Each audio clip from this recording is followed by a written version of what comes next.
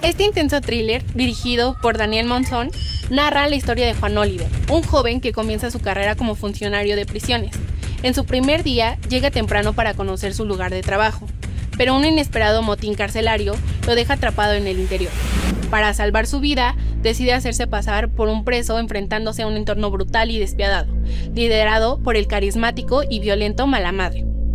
A medida que el caos crece, Juan se ve obligado a tomar decisiones extremas, mientras su doble identidad lo sumerge en un juego peligroso de engaños y lealtades inciertas. Paralelamente, las tensiones dentro y fuera de la prisión revelan las fallas de un sistema represivo y deshumanizador. Acompáñanos a analizar esta historia cargada de tensión, dilemas morales y giros inesperados en compañía del doctor Carlos Fernández Abad. Esta es Cultura al Derecho. Bienvenidas, bienvenidos a una emisión más de Cultura al Derecho. Mi nombre es Diego Guerrero y el día de hoy vamos a hablar de una película que habla sobre la situación que se puede vivir en el sistema penitenciario, sobre la reinserción social, sobre la discriminación, sobre diversos aspectos como el propio sistema que se vive en las cárceles. Me refiero precisamente a la película Celda 211 y para ello me acompaña el doctor Carlos Fernández Abad, quien es profesor de la Universidad Rey Juan Carlos. Bienvenido Carlos a tu universidad, a la Universidad Nacional Autónoma de México, a tu programa Cultura al Derecho, para platicar sobre esta película que aborda diversos temas. Y mi primera pregunta precisamente es, ¿por qué hablar de esta película? ¿Qué fue lo que llamó tu atención para traerlo a la mesa de este programa? Bueno, en primer lugar, muchísimas gracias por la invitación. Para mí es un auténtico placer estar en Cultura al Derecho con usted, con el doctor Diego Guerrero, y sobre todo también sentirme en mi propia casa, aquí en la UNAM. Y bueno, elegí esta película porque creo que refleja muy bien lo que se puede ver la situación penitenciaria, no solo en España, en otros países, y creo que refleja muy bien el entorno que es una privación de libertad. Se caracteriza fundamentalmente por ser entornos totalmente anormalizadores, excluyentes, violentos, donde la violencia está muy presente, y la pregunta que yo querría dejar caer a la audiencia y sobre la que podemos reflexionar y seguramente podemos conversar es si realmente en un medio tan hostil, excluyente, normalizador se puede conseguir la reeducación y la reinserción social de una persona. Claro, a mí me sorprende este tema que pone sobre la mesa, porque muchas veces se interpreta que cuando alguien comete algún delito y llega a un sistema penitenciario, quizá por un delito menor, y finalmente dentro de la cárcel, lejos de darle las herramientas para que al salir de la cárcel se pueda tener esta reinserción social, pues muchas veces se dan otro tipo de herramientas que, lejos de haber entrado por un delito menor, pues probablemente aprenden otras experiencias y vuelven a regresar a la cárcel muy probablemente por otros delitos de mayor impacto, porque dicen, si por uno menor tuve esta sanción y por uno mayor, ¿no? O sea, se genera este cuestionamiento. Y por otro lado, también como sociedad, ¿cómo lo recibimos? Y esto lo digo en razón de que pues muchas veces salen de la cárcel y la familia no lo recibe igual, no tienen las posibilidades de conseguir un trabajo adecuado, y entonces de pronto yo creo que en la lógica es, pues estábamos mejor allá adentro que fuera, ¿no? Por lo menos éramos parte en un sentido de identidad, sociológicamente hablando, ¿no? Que también la sociología es de tu interés. Entonces hay un sentido de pertenencia que les permite sentirlo de esta manera. Entonces, ¿cómo coadyuvar para que una reinserción social pues sea idónea, sea adecuada y entenderla también, cómo la podemos extraer también de la película, ¿no? Claro, efectivamente. Yo creo que el primer punto, como has señalado, creo que la reinserción social es un problema social y por tanto la sociedad tiene que estar plenamente involucrada. De nada sirve tener a una persona muchos años en prisión, que luego salga, vaya a intentar tener un trabajo y ya por el hecho de haber estado en prisión, esa persona no vaya a poder ingresar en el mercado laboral, porque eso al fin y al cabo genera un círculo vicioso que lo que hace es que la persona entre y salga, además por delitos menores. En España, la mayor parte de prisión que tenemos, por cierto, una de las poblaciones penitenciarias más altas del mundo, con uno de los índices delictivos más bajos, lo que ya da una pista de la contradicción en la que vivimos y que refleja muy bien la película, es el perfil de interno que tenemos, que es un perfil fundamentalmente de delitos contra la propiedad y delitos contra la salud pública. En España, por ejemplo, se ve muy bien en la película, los recursos destinados al tratamiento son muy escasos. Actualmente, por ejemplo, tenemos 2 psicólogos o un psicólogo por cada 500 internos. Esto refleja una dificultad existente a la hora de favorecer la reeducación social. Pero claro, también tenemos el problema de la propia sociedad, cómo valora la pena de prisión. Al fin y al cabo, desde el punto de vista social, muchas veces la pena de prisión se entiende como un castigo y esto introduce toda una serie de variables muy interesantes y contradicciones entre el tratamiento, que es la verdadera finalidad de la pena de prisión. De hecho, nuestra Constitución en España dice que la finalidad de la pena de prisión debe ser la reeducación y la reinserción social. ¿Y qué piensa la sociedad? Muchas veces lo que piensa la sociedad como un castigo no encaja a la perfección con lo que debería ser la prisión para intentar que las personas vuelvan a retornar a la sociedad. Ahora, también hay un papel muy importante que es la figura de los funcionarios. La labor que se realiza por parte, es decir, todos los actores que están involucrados en coadyuvar, ¿no?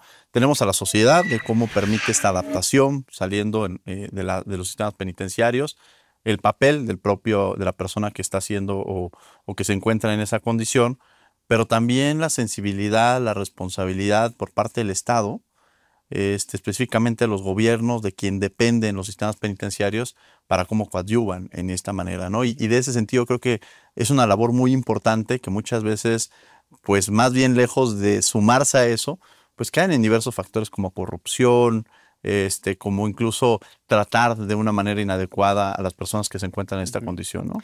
Efectivamente, yo creo que en prisión, en España, por ejemplo, en el caso de España no tenemos el problema de la corrupción en prisión, pero sí que tenemos el problema de que la política penal, en un sentido amplio, y por supuesto las prisiones, se han convertido en objeto del debate electoral.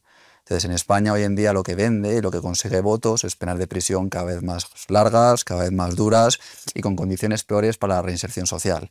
Yo siempre a mis alumnos le pongo el ejemplo de qué pasaría si algún día un candidato a presidente de gobierno se presenta a un debate electoral y dice que su principal objetivo en materia penal o en materia de política penal y penitenciaria es bajar las penas a 15 años porque, de acuerdo con el conocimiento científico actualmente disponible, es el límite máximo que tendría que tener cualquier pena para que la persona no experimente toda una serie de consecuencias que son totalmente perjudiciales para la vida y libertad.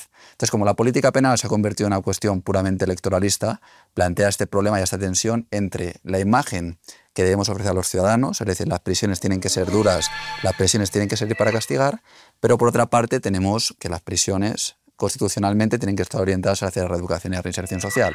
Por tanto, yo creo que una pregunta fundamental es, ¿realmente qué queremos de las prisiones y cuál es la finalidad verdadera de una pena de prisión? Sí, y en esa parte que tú bien mencionas sobre, que me llama mucha atención precisamente, cómo a veces lo político versus lo jurídico, ¿no? O sea, y que muchas veces puede ser atractivo en México de pronto que algún partido diga la pena de muerte, ¿no? Y en esta naturaleza del ser humano pues de la venganza, ¿no? O sea, si nos cuentan la historia, nos dicen esta persona mató, violó, los peores crímenes que podamos imaginarnos, pues más que ya si nos dicen, hablan de 15 años, dicen pues es una pena menor, lo que queremos nosotros es venganza, que lo sufra, que lo vive, y en el cine así lo vivimos, ¿no? O sea, así lo sentimos. Pero justo en esa lógica, pues entender cuál sería el verdadero papel que tendríamos que tener en estos sistemas penitenciarios, cuál es la labor que de alguna manera tendríamos que tener. Hay muchos modelos, muchos prototipos de cárceles en el mundo que podrían ser adaptados, pero como bien dices, también la sociedad entra en esta confluencia de que a veces queremos un mundo ideal, tomar algo de otro país y pegarlo, copiar y pegar, pero esto no es así, ¿no? Sí, de todas formas yo siempre parto de la premisa de que una cárcel es una cárcel y evidentemente, de hecho, vi un programa maravilloso, ¿no? en este programa sobre las cárceles de Noruega. Sí. Evidentemente las cárceles de Noruega son mejores que las cárceles de Tailandia, pero siguen siendo cárceles que juegan con la privación de libertad de una persona. Yo siempre planteo que es peor estar en una cárcel tailandesa en la que estás en 5 metros cuadrados con 40 50 personas o estar en una celda en Estados Unidos durante 20 años totalmente solo en un aislamiento continuo. No sé qué es mejor o no sé qué es peor. Claro. Y por tanto la privación de libertad es privación de libertad. Hay mejores modelos, hay peores modelos, pero para mí la premisa es clara. La mejor cárcel es la que no existe. Iríamos en esa línea, ¿no? Que es una forma de entender, ¿no? La delincuencia como un problema social, y creo que el Estado no solo tiene que responder planteando que la solución es la prisión y ya. Es decir, evidentemente hay que responder, hay una finalidad retributiva a la pena de prisión que es importante, pero hay unas causas subyacentes de la delincuencia que creo que es muy importante entenderlas y atenderlas sobre todo para intentar que cada vez más, por ejemplo, las sociedades más igualitarias empíricamente tienden a mostrar mejores índices de delincuencia. Por ello creo que es una línea de actuación y no solo centrarnos en más prisión, más prisión, más prisión. Ahora, también la película nos muestra esta deshumanización que se vive en un momento dado de los presos en este sistema, ¿no? ¿Qué medidas tú consideras que se tendrían que tomar para no perderla y para realmente tener esta reeducación tan necesaria, tan importante, y sobre todo la labor que tendrían que tener los diversos actores, como incluso las propias universidades, la sociedad en general? ¿Qué papel tendríamos que jugar y cómo podríamos coadyuvar para que no se vuelvan, como tú lo dices, la pérdida de la libertad no deja de ser una cárcel en las condiciones en las que queramos ver, pero que sean el mejor modelo y la labor que tendrían que ocupar todos los actores involucrados? Yo creo que si lo que queremos es favorecer la reeducación y la reinserción social, las prisiones tienen que asemejarse en la mayor medida de lo posible a la vida en libertad. En prisión hay una cosa desde el punto de vista sociológico que es muy interesante. Un sociólogo, ¿no?, allá por los años 40 acuñó un término que se denomina el efecto de prisionización o el código del recluso. Es decir, en prisión se manejan toda una serie de normas que te permiten adaptarte a la vida en prisión y que en la película se manejan de forma totalmente magnífica, ¿no? Es decir, por ejemplo, la no colaboración con las autoridades, la ley del silencio, la violencia como método predilecto para solucionar conflictos. Todo ese tipo de comportamientos son totalmente válidos y necesarios para vivir privado de libertad. Sin embargo, ese tipo de comportamientos, una vez que la persona sale a vivir en libertad, son totalmente perjudiciales para la vida en libertad. Por ello, yo creo que lo que tendríamos que hacer es intentar asemejar lo que pasa en prisión con la vida real, intentando pues, dar muchos permisos de salida, el papel de la sociedad creo que es muy importante, incluso de la propia academia, no solo entrando los investigadores a realizar investigaciones, sino también a desarrollar programas de tratamiento, y todo este tipo de cosas creo que ayudarían en gran medida a que la prisión realmente persiga ese fin de reeducación y reinserción social. Vamos a tener que ir a un corte, pero no se vayan, regresamos. Estamos aquí en Cultura al Derecho platicando de esta película Celda 11 con el doctor Carlos Fernández Abad, quien es profesor de la Universidad Rey Juan Carlos. No se vayan, regresamos.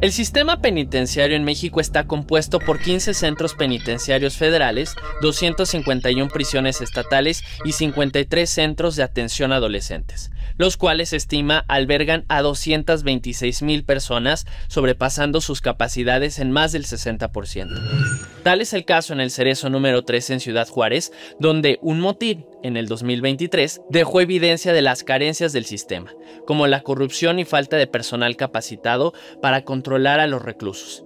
Pero aún más importante, delató que la causa principal de todos los conflictos, entre otras cosas, es la sobrepoblación.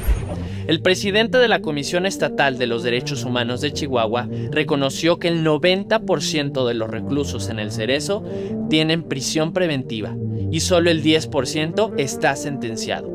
Y agregó que esa situación revela que la impartición de justicia no está siendo ni tan pronta ni tan expedita.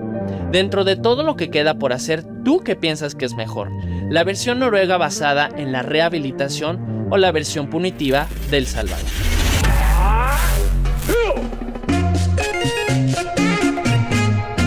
Estamos de regreso en Cultura al Derecho platicando de esta película Celda 211 con el doctor Carlos Fernández Abad, quien es profesor de la Universidad Rey Juan Carlos. Y bueno, estábamos justamente entendiendo la lógica que hay en estos sistemas penitenciarios y la importancia de la reinserción social, el rol que juega cada uno de los actores que se encuentran involucrados en un papel muy importante que históricamente ha existido. Sí que se tiene que cubrir una sanción por haber cometido un delito, pero que esta sanción no sea mayor o que sea acorde precisamente al delito que se cometió, que muchas veces los seres humanos tenemos este deseo de que se cubra, cubriéndolo de justicia, pero a veces hay un tema de venganza dentro de este sentimiento que se tiene, y entonces nos imaginamos en que tendrían que haber una serie de cambios importantes. ¿Qué reformas, qué cambios, cómo podría coadyuvar la sociedad en esta nuevas reformas? Que pensaríamos que además la ventaja es que no vamos a hacer de manera nacional, sino en un mundo ideal que tendríamos que tener. Bueno, en primer lugar me gustaría señalar que sí que es cierto que siempre ha existido la necesidad de castigar a las personas cuando cometen delitos, pero la pena de prisión, lo que no se suele saber o no se conoce, es que es una pena relativamente novedosa en el tiempo. El origen de la pena de prisión como pena se remonta a finales del siglo XVIII, comienzo del siglo XIX, muy vinculada a la emergencia de la sociedad industrial. Anteriormente teníamos toda una serie de penas evidentemente corporales, pecuniarias, infamantes, que se centraban en los bienes más valorados por la sociedad del momento. Sin embargo, la libertad todavía no había alcanzado la suficiente significación para que su privación fuese considerado como una pena en sí misma. Por tanto, el primer punto que tenemos que tener en cuenta es que si bien es cierto que siempre han existido lugares donde encerrar a las personas, porque, por ejemplo, en la antigua Roma existían lugares donde encerramos a personas, pero para ponerlas a disposición de un juicio o para ejecutar otra pena. Pero la pena de prisión como un lugar para castigar a personas es de finales del siglo XVIII, comienzo del siglo XIX. Esto creo que es muy interesante porque nos ayuda a romper con la hegemonía que tiene hoy en día la pena de prisión. Si yo, por ejemplo, plantease qué tipo de alternativas podemos plantear en un futuro, ese futuro ideal, maravilloso, donde puedan existir otro tipo de penas, probablemente, aunque pensemos mucho, sería difícil escapar de la prisión. Sin embargo, es plenamente posible porque, como digo, la pena de prisión tiene 200 años. Entonces, si pensamos a futuro, evidentemente, en el medio y en el corto plazo, el escenario que se maneja es la prisión, pero quién sabe si en el futuro manejaremos otro tipo de penas. Creo que ese punto es importante.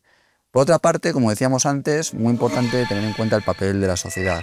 Hoy en día la sociedad demanda muchas penas, pero realmente aquí yo tengo una pregunta que podríamos conversar sobre ella.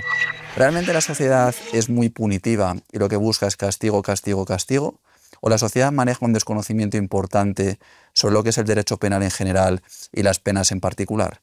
Yo no sé vuestro caso, pero yo, por ejemplo, cuando voy a clase y planteo a mis alumnos qué tipo de pena creen que merecen para este delito, muchas veces dicen una pena menor que la que está prevista en el Código Penal.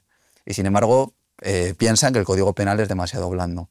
Entonces creo que, por ejemplo, este tipo de programas considero que son maravillosos porque acercan a las personas el derecho. Y acercar a las personas el derecho nos ayuda a saber qué es lo que hay, qué es lo que tenemos y cómo ha funcionado, por ejemplo, las prisiones o qué representan las prisiones en las sociedades. Por eso creo que este tipo de actividades son esenciales y aunque no estamos dentro de prisión, ahora mismo estamos mejorando las prisiones. Ahora, muy importante lo que dices porque generalmente pensaríamos que el aumentar la pena va a reducir los delitos. O sea, a veces hay este discurso, entre más años o más aumente la pena, cuando pues, quien comete el delito en lo último que está pensando es en el Código Penal diciendo la pena mínima es la máxima, esta es la media, entonces me tocaría tanto. O sea, en la cabeza de la persona que comete el delito nunca está que lo van a descubrir. Claro. O sea, no está en esa lógica. Entonces, no quiere decir que el aumentar las penas va a reducir la claro, eso dentro de criminología, lo que se denomina la teoría de elección racional, ¿no? Que ya estaba presente en Beccarian de los delitos y las penas. Y esto es muy interesante porque, claro, la gente realmente no tiene en mente el Código Penal porque realmente no sabe lo que dice el Código Penal. Claro. Y luego tampoco está la lógica esa de, mira, yo este delito, si son 12 años lo cometo, si son 15 ya no. Entonces, por tanto, realmente esa lógica de subir penas por la prevención general, es decir, que la prisión transmita una amenaza a la ciudadanía para que no cometan delitos, realmente en la práctica no es así. Sí que es cierto que la prisión tiene que dar miedo, la pena siempre tiene que tener necesariamente un componente aflictivo, porque al fin y al cabo lo que buscamos es con la existencia de la pena evitar la comisión de futuros hechos delictivos, pero luego ya en fase de ejecución podemos hacer que la pena sea muy diferente para buscar esa reeducación y esa reinserción social, que al menos en nuestro sistema constitucional es la finalidad primordial de la pena de prisión. ¿Qué mensaje tenemos que mandarle a los actores políticos, a los que se encuentran involucrados en toda esta reestructuración que tendríamos que tener, sobre todo para el mejoramiento que se tiene? Yo creo que hay dos factores, el preventivo, ¿no? En el tema de los delitos, pero cuando ya se cometió el acto, pues de alguna manera algo muy importante es la no repetición. Y en este factor de la no repetición me parece que hay varios factores que lo llevan a cabo, ¿no? Que lo involucran. Claro, yo creo que el primer punto que tendrían que conocer los agentes políticos es que detrás de las cifras hay personas. Personas con familias, con circunstancias, con contextos muy particulares que deben ser atendidos. Si una persona, por ejemplo, ingresa en prisión porque tiene una situación de exclusión social importante, si cuando sale de prisión sigue teniendo esa misma situación de exclusión social, se va a ver sometido exactamente a las mismas estructuras y es posible que cometa delitos. Planteaban algunos autores, ¿no?, que en determinadas ocasiones parece que es mucho más factible resocializar situaciones sociales y no personas. Y creo que el foco debería estar ahí, no solo en las personas, sino también en la propia estructura social. No podemos olvidar que la primera característica que define a toda persona que está en prisión es la exclusión social a la que se encuentra sometida. Me da igual que hablemos de México, Brasil, Tailandia, España o Francia. La primera nota sociodemográfica que caracteriza a las personas presas es fundamentalmente su clase social.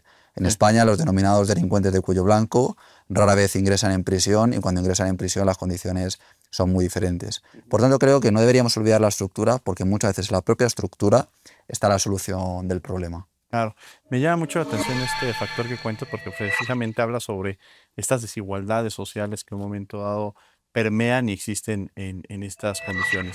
Hace un par de meses, casi un año, platicaba yo con a quien le mando un saludo, a la doctora Patricia Clark. Ella estaba muy preocupada, sobre todo en el papel de la universidad, ¿no? En el tema decía, bueno, brindemos educación universitaria a las personas que se encuentran, ya sea derecho, salud, o sea, para que de alguna manera ellos tengan herramientas suficientes para cuando salgan, pues puedan realizarse alguna actividad. Es más, pensemos en una persona que estudia la carrera en derecho, quizá algunas de las personas que conoce posteriormente puedan llegar a ser sus clientes, él ya fuera de prisión. ¿Qué tendríamos que hacer para que las universidades, o qué tendríamos que hacer desde el papel de las universidades, que muchas veces se dice o se piensa que nosotros estamos ideando, imaginando, pero llevando estas propuestas educativas a la acción? Creo que, de hecho, es interesante esto, muy interesante lo que señalas, porque no solo creo que debemos imaginar que nosotros en un futuro en derecho podemos defender a alguien que esté en prisión, sino que nosotros mismos en determinadas circunstancias de la vida podríamos acabar en prisión. Entonces a todas las personas les interesa que las prisiones sean lo mejor posible. Luego, por otra parte, ¿qué podemos hacer? Por ejemplo, en España, a mí me parece inconcebible que no se estudie derecho penitenciario en el grado en derecho. Los estudiantes salen sin saber lo que es la propia pena de prisión, cuáles son los sistemas de recurso, impugnación y demás. Únicamente se estudia derecho penitenciario, de la que yo tengo la suerte de poder impartir la asignatura, en el grado en criminología. Creo que de las universidades tenemos que poner un foco muy importante en enseñar qué es el derecho penitenciario y que el derecho penal no acaba cuando la persona ingresa en prisión, sino que para muchas de las personas la propia experiencia con el derecho emerge cuando entran en prisión. Y ahí es donde tenemos la oportunidad las universidades de formar buenos profesionales que en el futuro tengan la capacidad de poder modificar o aspirar a transformar la realidad social y penitenciaria. Una pregunta adicional antes de que nos vayamos es que generalmente se habla que los derechos humanos defienden a los delincuentes, ¿no? Entonces hay esta como discusión grande entre que realmente lejos de coadyuvar a que se cumplan las sanciones correspondientes, se vuelven un candado para que realmente se puedan cumplir. ¿Tú crees que los derechos humanos jugarían ese papel? Un mensaje también a quienes nos están viendo y la importancia que hay en torno a los mismos. Yo creo que la relación entre víctima y delincuente no es una relación de juego de suma cero en el que el delincuente sale beneficiado ante cualquier ventaja procesal y la víctima sale perjudicada. Yo creo en un mundo y una forma de entender el derecho penal en el que se puede proteger a la víctima y que se puede proteger al delincuente. Y, por ejemplo, la justicia restaurativa es un medio especialmente idóneo para no a través del castigo, sino a través de la reparación, juntar a víctima y delincuente en un mercenario en el que ambos puedan reeducarse, reinsertarse y la víctima ser plenamente resarcida. En 20 segundos, ¿qué es la justicia restaurativa? La justicia restaurativa podríamos decir que es un mecanismo que se aleja de esa justicia reactiva que únicamente busca castigar al delincuente y lo que busca es juntar al delincuente, a la víctima en un mismo escenario, por ejemplo la mediación penal, de tal forma que sus intereses puedan confluir y se pueda buscar una solución que verdaderamente a la víctima le pueda reparar el daño ocasionado. Carlos, muchas gracias por haber estado con nosotros aquí en Cultura del Derecho. Te lo agradezco mucho y seguramente estaremos haciendo más colaboraciones. Perfecto, muchas gracias, un placer. Muchas gracias y gracias a ustedes por acompañarnos en una emisión más de Cultura del Derecho. Les recordamos que los martes estamos en Derecho a Debate a las 4 de la tarde por el 96.1 FM. Por lo pronto, que tengan buen día y sigan con la programación de su canal. Hasta luego.